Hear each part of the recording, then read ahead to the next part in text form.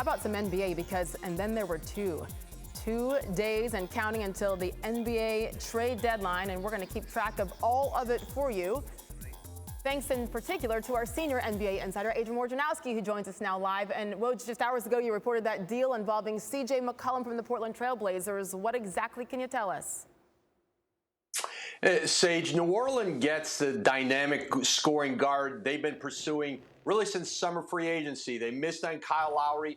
They tried to get De'Aaron Fox on a deal from Sacramento, but they landed on CJ McCollum in a multi-player deal. They also bring in Larry Nance Jr. from Portland, and this is a team in New Orleans that started the season 1-12. They're in the play-in, and they hope they'll still get Zion Williamson back this season. And for the Blazers, they're fully reshaping this roster now. The deal that they made with the Clippers last week with Norman Powell and Robert Covington, and now this deal, today that gives them a $21 million trade exception they can use now over the next year, and potentially $60 million in cap space this summer to reshape this roster. They bring in multiple picks. They get New Orleans lottery protected pick this year, which if it lands between 5 and 14, then Portland picks it this year, or it kicks to 2023. But the plan in Portland is to continue building around Dame Lillard. And now, they've kind of reset the table, and through trades, free agency, you'll see a very different team around Lillard next season.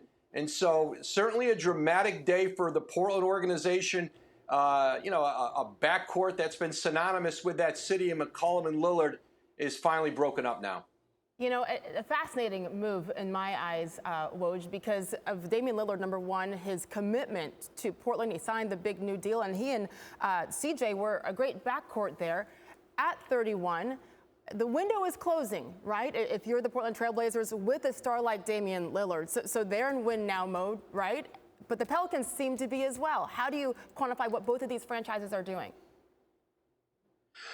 Well, this is a New Orleans team. Listen, even without Zion Williamson, you put CJ McCollum on the court with, Brandon Ingram.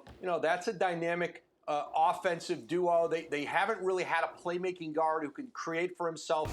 They get that in McCollum. Certainly one of, the really, really good, mature leaders in this league. He'll have a tremendous impact on that roster. And for Portland, listen, their interim GM, Joe Cronin, was charged with reshaping this roster, and I think there's certainly a significant potential. That Cronin, will continue as the GM there. They're letting him make significant decisions. And listen, Damian Lillard has a voice there, and I think he wants to be there. He's eligible for an extension this summer. I think he certainly could get another 2 years on his contract. But this deal for the Blazers, the last two deals, this isn't about rebuilding. It's about now going out and trying to get high-end players to take a roster that had been a perennial playoff roster and see if they can elevate it in the Western Conference. But they've got a lot of work to do and a lot of talent to add now. Yeah, by the way, we do look forward to seeing Zion Williamson get out there as he tries to continue rehab from the foot injury. But timing is everything, especially in that Western Conference when you have the Golden State Warriors, now the Phoenix Suns. It's been a tough run for the Portland Trail Blazers to try to compete in that Western Conference. In the East, all eyes are still on Philadelphia, right? Looking to trade Ben Simmons. I feel like if we do a segment with Woj and we don't ask about Ben Simmons, then we're failing. Is there anything for us, Woj? Listen, Philadelphia continues to want to bring back, a significant player for Ben Simmons. We know they would love to have James Harden, and whether they decide to engage Brooklyn again, they called them a month ago, we reported. Brooklyn told them no. They have yet to call Brooklyn ahead of the trade deadline this week.